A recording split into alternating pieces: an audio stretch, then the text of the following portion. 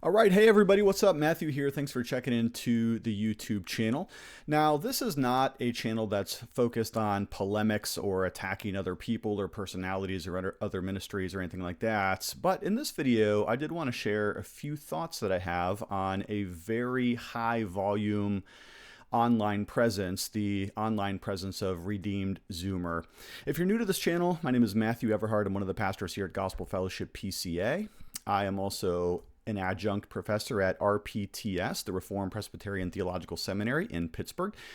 In this particular video, as I share some of my opinions, I just want to clarify that these opinions are my own opinions, and I'm not necessarily speaking on behalf of my church or the seminary as an institution as such.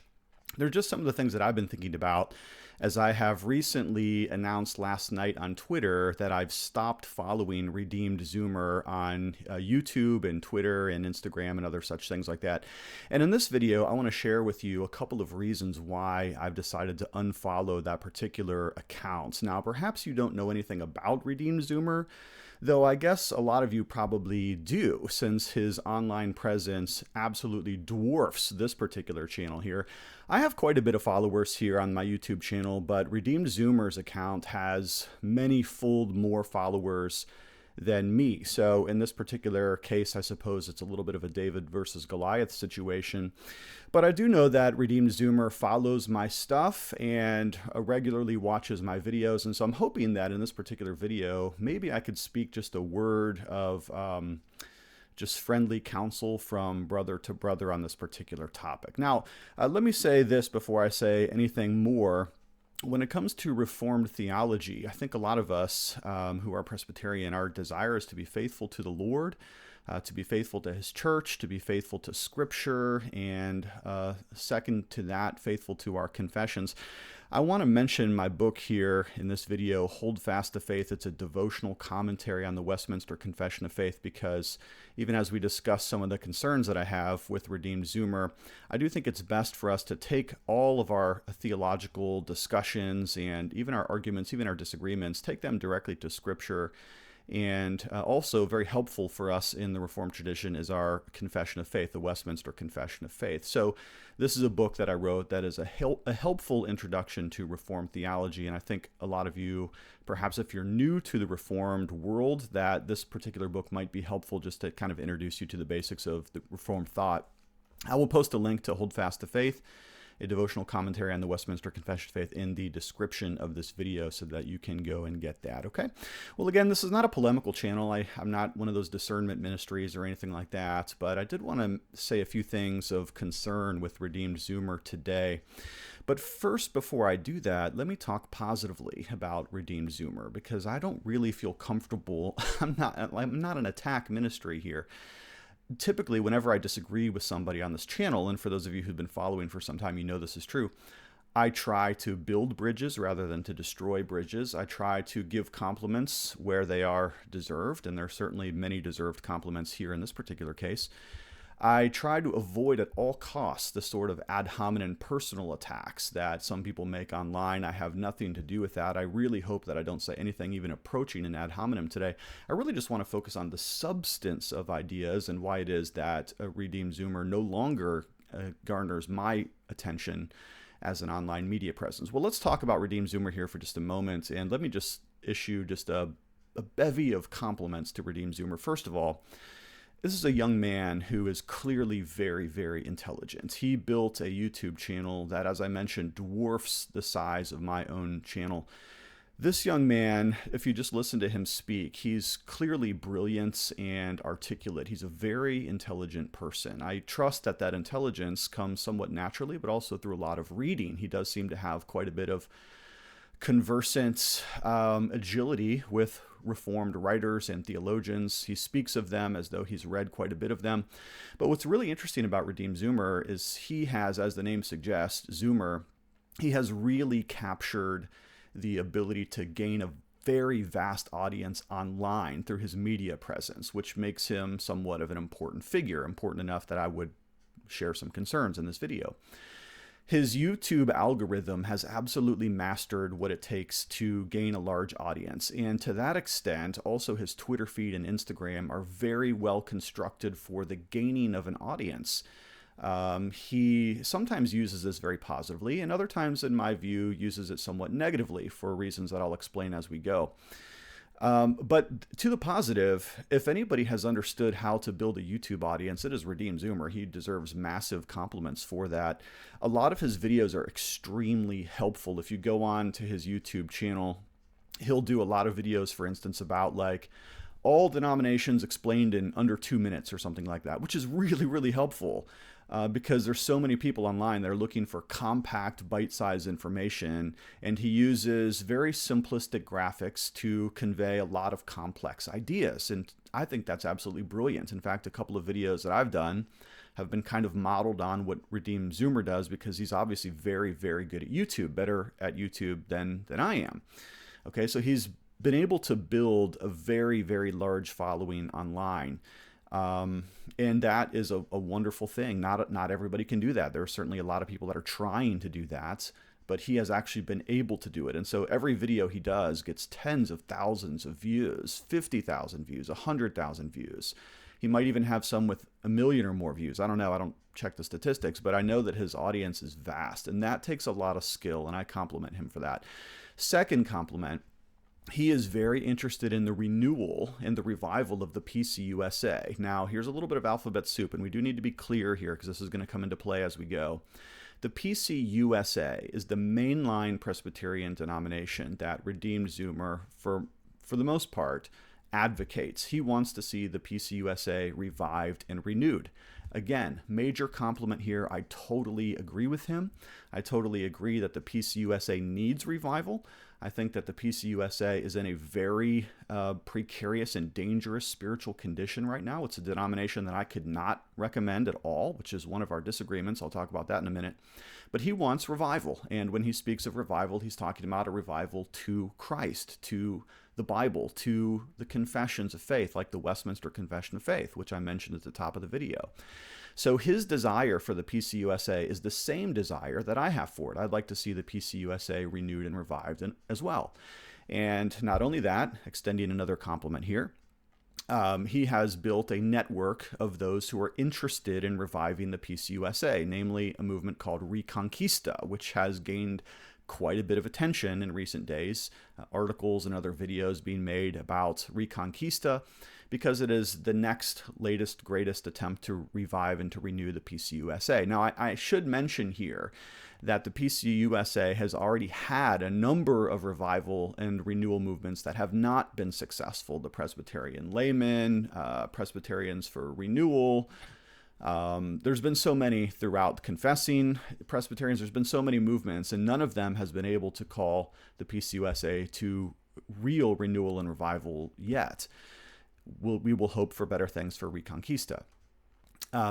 Next, he is against wokeism, which I am also against. And so to that extent, I support that movement because he tends to call out the extremes of progressivism and liberalism and leftism, and in many of its various forms. And again, I congratulate him and support that as far as that goes.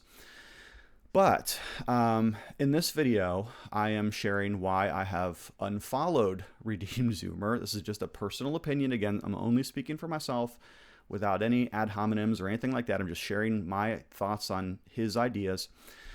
But it's become necessary for me to do this because of a number of convictions that he holds, and perhaps even practices that he utilizes that I find to be unacceptable. And so I'm going to have 5 things here that have provoked me to the point that I just can't support Redeemed Zoomer and what he's doing at this moment. Now later I'm going to issue a call for maybe some positive change.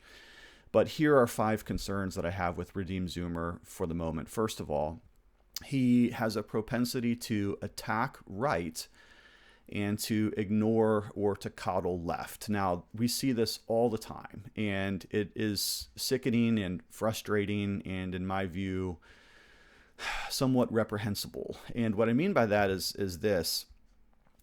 There's a strong tendency for conservative people to ignore the outlandish and ridiculous sin of the left and to instead turn its attention to the right and to poke sticks in the eyes of the very people that you should be building consensus with. Okay, so I have a problem with that. As evidence for this, I have seen tweet after tweet after tweet after tweet after tweet attacking the PCA. Now, the PCA is my denomination, so let's go back to that Presbyterian alphabet soup. The PCUSA, of a similar name, is the mainline progressive, leftist, Marxist denomination, a shell of what it once was, a fragment of what its founders hoped it would be in its faithfulness. It is now essentially an ungodly, liberal, behemoth denomination that, in some of our view, has very little hope for renewal. We're hoping for it. We agree with that, but we despair of that. The PCA, my denomination, is a completely different denomination from the PCUSA. It is conservative, it is faithful, it is evangelical, it is moored very deeply to the Westminster Confession of Faith. Yes, there's a sense in which there's a big tent in the PCA, different worship styles and such, but the PCA is, for the most part, a serious, conservative, Westminster Confession of Faith holding denomination. But Redeemed Zoomer, for whatever reason, has decided that the PCA is to be attacked as much, if not more, than the PCUSA, and I find that not helpful. I find that technique of ignoring the extremes of the left and instead turning to the right and attacking them to be an unhelpful tactic, and I wish she would stop that. But again and again, day after day, he attacks the PCA, the conservative right, rather than the PCUSA's extreme wickedness and their almost unbelievable liberalism. He attacks the EPC. Now, I was also once in the EPC. I left the EPC for the PCA, a decision that I think was a good one on my part, because the PCA is to the right of the EPC. But even in the EPC, it's a very good and helpful, for the most part, denomination. Though I disagree with them on some things, I don't seek to poke a stick in the eye of those to the right of me. This incessant desire to try to coddle the left, ignore the left's extremism, and instead attack the right, I just don't understand. And I really think it's very, very unhelpful. But I do think I know why he does it. And again, this goes back to the mastery of the algorithm, that Redeemed Zoomer is very aware that when you say outlandish things online, especially on Twitter, it gets a very high response in terms of replies and likes and retweets and reposts. And that, of course, fuels the algorithm, which in turn builds the reputation of the purveyor of that particular account. So in my view, and only the Lord knows his motivations here, some of the reason why he constantly attacks the PCA is because it gains such an ire of response from conservatives who obviously, like me, very much disagree with that. Now, does the PCA have its faults? Of course we have our faults. Does the PCA have areas of improvement? Of course we have areas of improvement. Are there anomalous churches that do things or say things that aren't fully conformed or reformed or confessional? Of course that happens in the PCA. We're a large denomination. But this incessant desire to attack the PCA, the OPC, the EPC, in favor of defending the PCUSA because it's the traditional mainline denomination, I cannot agree with that. And again, it's not a personal matter, it's a substantial matter. I think that is a poor technique, and I really wish she would stop doing that. I wish she would build bridges and consensus with the right and instead attack the left. But instead we find the opposite. Now here then is my second critique, and this is why I personally cannot recommend what Redeemed Zoomer is doing right now, is that he actually yesterday, and this was a shark jumping moment for me, he recommended the PCUSA as being better than the PCA for 5 different reasons. He thinks that the PCUSA is actually a more faithful denomination in some ways than the PCA, a conclusion that blows my mind. I could never, ever, ever, ever recommend that a faithful Bible-believing Christian go to a PCUSA church. If you have children, you should stay as far away as possible from the PCUSA. The PCUSA is so compromised. It is so captured entirely captured as an institution by BLM, by the LGBTQIA plus movement, by ideological Marxism, by the Democratic Party, by ideological leftism, I could never in good conscience actually recommend anybody, especially if you have children, going to a PCUSA church. I find that to be unconscionable. Now, I understand that Redeemed Zoomer has the intent to reform and to revive the PCUSA. But that is not going to happen by attacking the PCA or the EPC or the OPC to the right. That's not the way that's going to happen. Instead, if Redeemed Zoomer and Reconquista want to see renewal in the PCUSA, I would very meekly and humbly suggest that they actually focus on local sessions of the PCUSA, as well as presbyteries of the PCUSA, as well as synod and general assembly and whatever other ecclesiastical bodies the PCUSA may actually have. That's where renewal needs to take place. But if his desire is to insult the PCA to the right by constantly poking sticks in our eyes, as well as the OPC and the EPC, in hopes that people will leave those churches and come back to the PCUSA, that is the classic model of sheep stealing that I think is not the best way to grow or to revive a church. It never works. It never really works to insult faithful Bible-believing Christians in order to try to draw them back by shame or guilt or fear. And this is another one of his common tactics that he uses all the time that I just cannot agree with, is he constantly assails the right as being cowards. He uses the language of fleeing all the time. Whenever he talks about the PCA, my denomination, or the OPC, Machen's denomination, more on that in a moment, or the EPC, another faithful denomination, he constantly assails all of these faithful denominations as being cowards and as having fled, as though we were afraid from what has happened over centuries, or decades, I should say at least, in the PCUSA. Listen, the reason why so many churches, so many individuals, so many pastors, so many elders left the PCUSA, it is not because we are cowards or because we are afraid, but it is because we refuse to bow the knee to Baal. And what we've seen in the PCUSA, the mainline denomination, again and again and again and again, even this summer it's going to happen again, is that the PCUSA has turned away from Christ, away from faithfulness, away from the scriptures, to some other ideology that is far, far worse and certainly does not adhere to the Westminster Confession of Faith. So just by way of example, the PCUSA, the mainline behemoth liberal denomination, has again and again endorsed sexual perversions of various kinds. Listen, some of us cannot bow the knee to that. It's not that we're afraid and we're fleeing like we're some kind of cowards, but rather we refuse to subject our children and our families to that kind of ideological nonsense. It's wrong. It's wrong according to the Old Testament. It's wrong according to the New Testament. It's certainly wrong according to the Westminster Confession of Faith. And we refuse to have our children baptized in churches with pride flags on the windows outside. That's not going to happen. And no, it is not fear.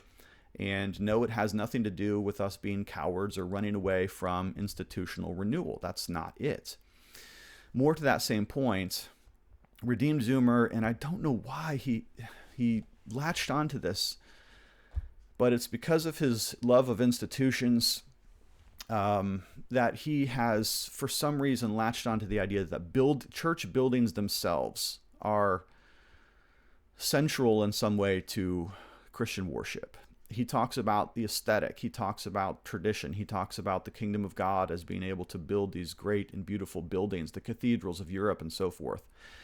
And conversely, he uses mocking, chastising, castigating language to describe those of us who meet in more simple or less ornate style of buildings. Now, there's a lot of issues there. One of them is that we don't, as Reformed people, we don't view the breaking of the second commandment very well, okay? No images of God in terms of our depictions of God or Christ or the Holy Spirit, stained glass statues, all kinds of ornate, elaborate decorations in our flying buttresses and our foyers. Like, we don't think that that's intrinsically beautiful. So yes, some of the European cathedrals are wonderful buildings, but they're also, according to the Second Commandment and according to the larger catechism, they're filled with idolatry.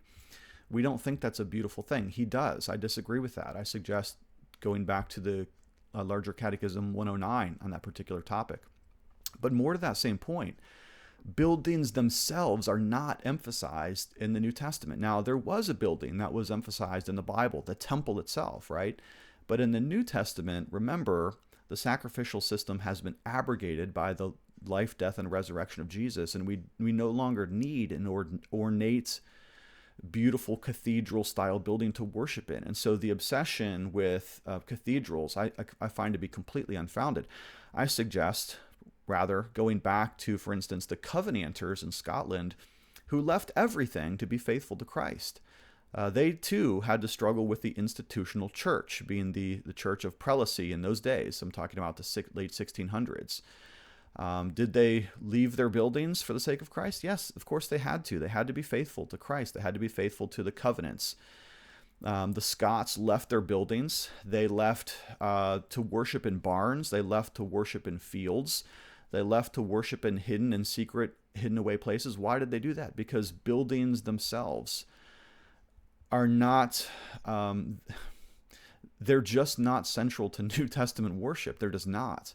Nowhere in the New Testament does the scriptures commend the worshiping of beautiful, expensive, Gothic cathedral-style buildings. In fact, when the New Testament even speaks of that, it's only really speaking of the church as the people, the ecclesia, the gathered people of God.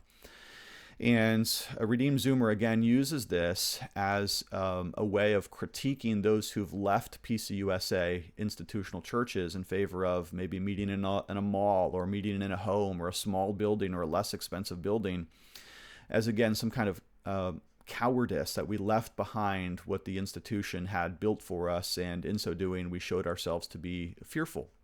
Totally disagree with that.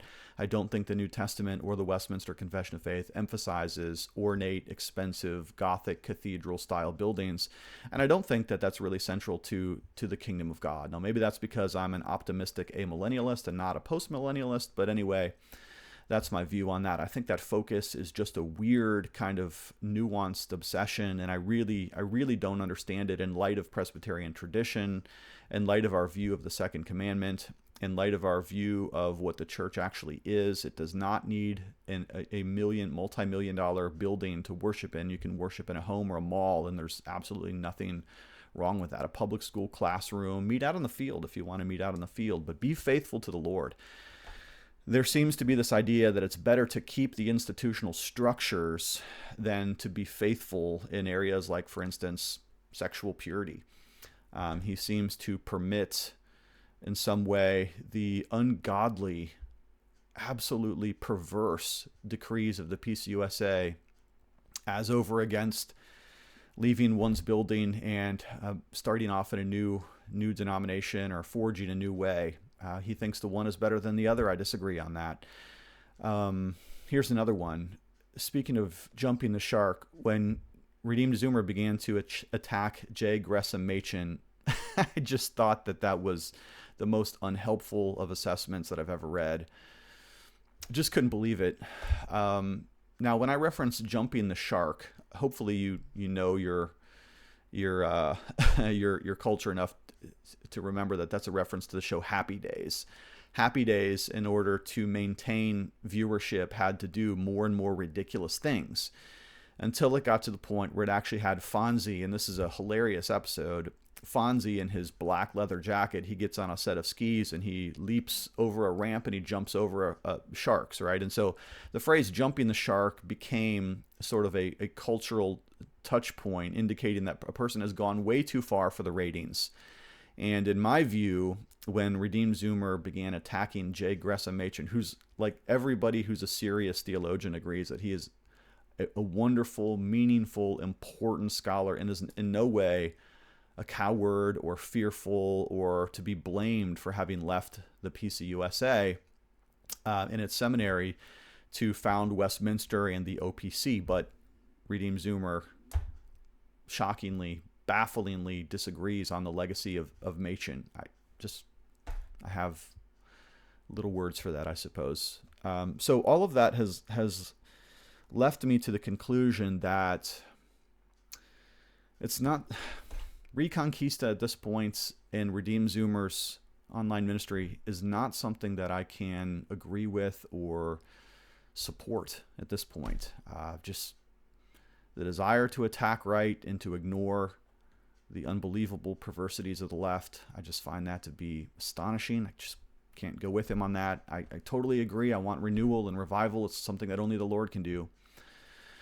But that having been said, here are 3 things that I think Redeemed Zoomer could do that would probably be helpful. Number 1, and I think this should be obvious, you have to build consensus with those of your own theological mindset.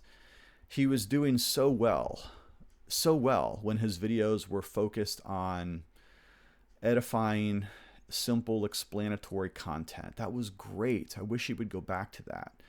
But it's somewhere along the line, maybe it was the views, maybe it was the clicks, maybe it was the ratings, the replies, the algorithm. He sort of realized that saying outlandish, increasingly vitriolic, and shocking things actually garnered more online response than doing the simple stuff, the helpful stuff, the edification stuff. And I just wish you would go back to that and build consensus with your teammates rather than attacking to the right and coddling to the left. Second, when you have a platform of tens of thousands of people, many, many more people, many more subscribers and followers than I have, either on YouTube, Twitter, Facebook, or Instagram, there is such a huge responsibility with that following, a massive responsibility before the Lord. I hope that's a responsibility that also the session of his church knows something of, that his pastor knows something of, and can give some mentorship there, because the bigger your voice, the more responsibility you have for it.